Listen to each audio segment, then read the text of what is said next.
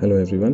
अब हामी आज चाहिँ ब्लक एट्रिब्युट्सहरूलाई कसरी मोर एक्सटेन्सिभली युज गर्न सक्छौँ भनेर हेर्छौँ।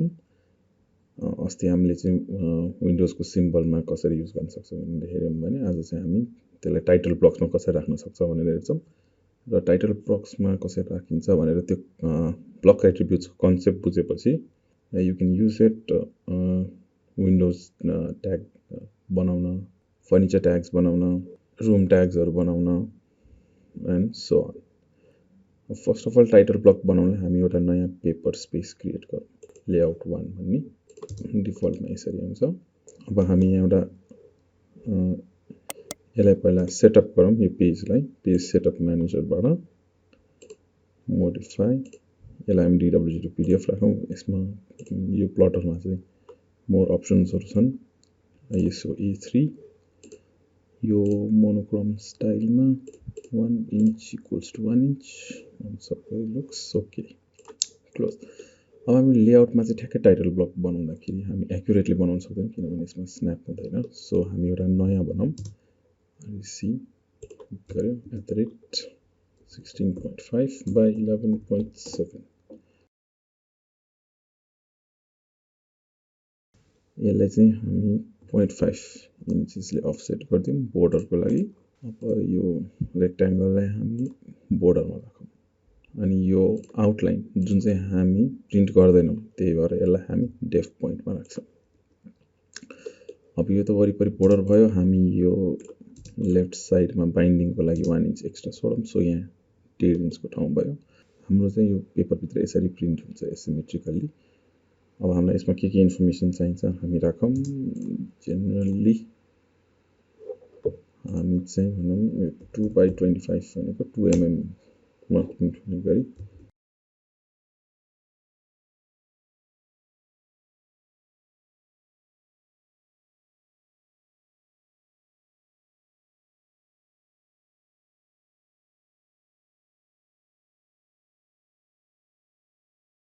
अनि हामीले चाहिँ एउटा फेसिनेटिङ खालको लोगो पनि बनाएर हेरौँ।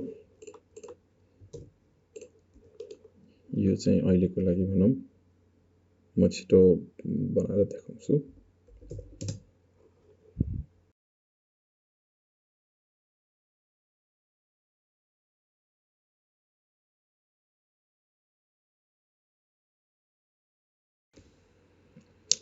यसरी हाम्रो एउटा लोगो बन्यो। अब यो यसलाई डिलिट गरौँ। Let's put this somewhere here. यसलाई ब्लक बनाइदिउँ सो द्याट हामीलाई यो पछि चेन्ज गर्न, सानो ठुलो गर्न अरू केही गर्नु पर्यो भने सजिलो हुन्छ। ब्लकको नाम राखौँ लोगो। यसको पोइन्ट बिचतिर कतै राख्दिउँ। ओके, सबैलाई स्केलिङ गरौँ। भित्रै राख्नुपर्छ भन्ने छैन, हामी यसमा बाहिर पनि राख्दिन सक्छौँ। अलाइनमेन्टहरू चाहिँ गर्नुपर्छ। ठुलो देखिरहेको छ so 6। Yes, this looks attractive. अब हामी यहाँ हामीलाई अरू चाहिने कुराहरू राखौँ। प्रोजेक्ट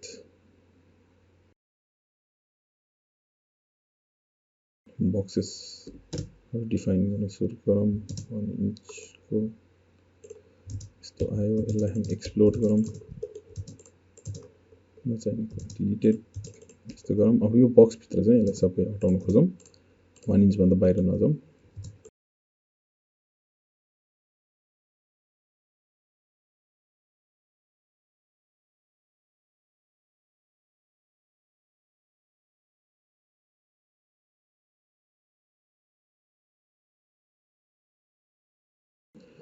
ल, अब हामी डिफाइन गर्न थालौँ टेक्स्ट अब्जेक्ट। प्रोजेक्ट नेम सबै सेमै हुन्छ जहिले पनि। डेट हामी सिटको मुनि राखौँ किनभने यो सिट कहिलेको हो त्यसको date. Okay, project name block attribute बनाउनु पर्दैन किनभने यो होल सिट सेटभरि एउटै प्रोजेक्ट नेम हुनेवाला छ। सो यो डिफाइन गरौँ टी गरेर। यो चाहिँ हामी 4/25 मा राखौँ अनि प्रोजेक्टको नाम राखौँ दि असम। अब हेरौँ, अब सिट टाइटल, डेट र सिट नम्बर भनेको जहिले पनि चेन्ज हुने कुराहरू। सो यसलाई चाहिँ हामी ब्लक एट्रिब्युट डिफाइन गर्छौँ। ट्याग शीट underscore title ट्यागमा हामी स्पेस हाल्न सक्दैनौँ प्रम्प्टमा सक्छौँ शीट टाइटल equals to राखौँ default value would be ###. अब हेरौँ है शीट टाइटलको जस्टिफिकेसन के गरौँ भने किनभने हामी यहाँ माथिबाट सुरु गर्छौँ हैन यहाँबाट हामी तल आउनलाई ठाउँ चाहिन्छ सो हामी चाहिँ टप लेफ्टमा लियौँ text style and style is okay text height would be again 4/25 okay यसलाई हामी यहाँ राख्छौँ अब हाम्रो शीट टाइटल भयो अब हामी डेटको लागि डिफाइन गरौँ र त्यस्तै शीट नम्बरको लागि पनि डिफाइन गरौँ अब डेटको जस्टिफिकेसन चाहिँ हामी बटम लेफ्टमा राखौँ है अनि यसको हाइट राखौँ 3/25 हायरार्की क्रिएट गरौँ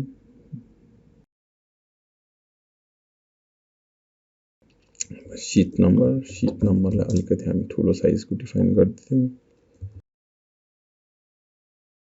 जस्टिफिकेसन अब यो हाम्रो सबै सेन्टरमा पर्छ so middle centre text same 10/25 भनेपछि 10 mm मा अब यो सेन्टर यहाँको कहाँ छ तपाईहरु पत्ता लगाउनलाई मिड पोइन्ट बिट्विन 2 पोइन्ट्स यहाँदेखि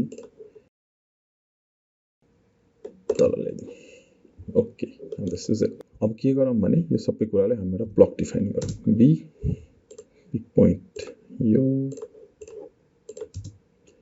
नाम राखौँ title block A3 loading formally and then okay यो भ्यालुहरु के पनि अलि डिफाइन नगरौँ ल यहाँ छ अब के हुन्छ भने यो आएको छ यसको डिफल्ट भ्यालु हजारमा अब हामी शीट नम्बर चेन्ज गर्नु पर्यो भने वी डबल क्लिक हियर हैन यो भ्यालु चाहिँ 00 राखौँ ओके अब शीट टाइटलको कुरा गरौँ शीट टाइटल हामी यहाँबाट चेन्ज गर्न सक्छौँ कभर पेज भनौँ यसलाई है अनि शीट नम्बर भ्यालु आइसक्यो अब डेट जनवरी 8 भइरहेछ आज 2024 ओके यसरी हामीले एउटा ब्लक एट्रिब्युट युज गरेर टाइटल ब्लक फर शीट बनाएका छौँ अब यसलाई कपी गरौँ अब हामी त्यही असम प्रोजेक्टमै काम गरिरहेछौँ बट अब यसको शीट नम्बर हुन जान्छ 01 डेट अफ ड्रइङ त सेमै भयो यसको टाइटल भनौँ यो चाहिँ हाम्रो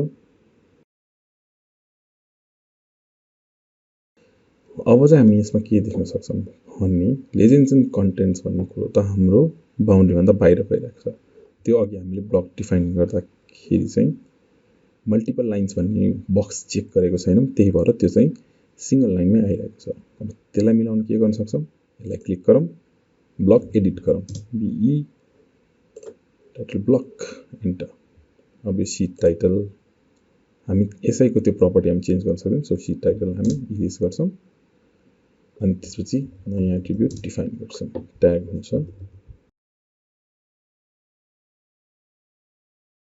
अब यहाँ हामी एउटा के कुरा फरक गर्छौँ भने मल्टिपल लाइन्स भन्ने कुरा चेक गर्छौँ जस्टिफिकेसन हाम्रो टप लेफ्ट भयो यो भयो टेक्स्ट हाइट हाम्रो आउँदैछ 4/25 को ओके अब यहाँ हामी क्लिक गरौँ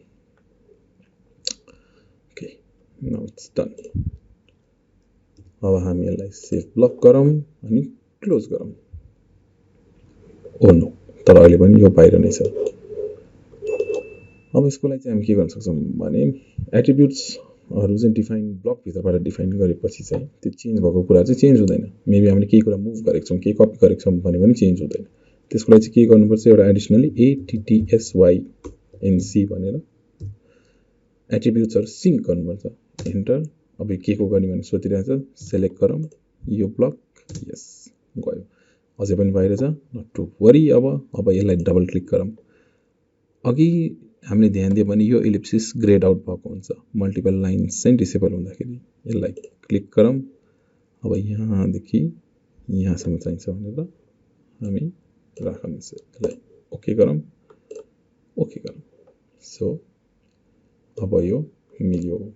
यसरी हामीले एउटा ब्लक टाइटल ब्लकमा एट्रिब्युट्स राखेर मिलाएर गर्न सक्छौँ। अब यसलाई प्लट गर्दा कस्तो आउँछ हेरौँ। ओके, ल यस्तो खालको टाइटल ब्लक बनेर आउने भयो।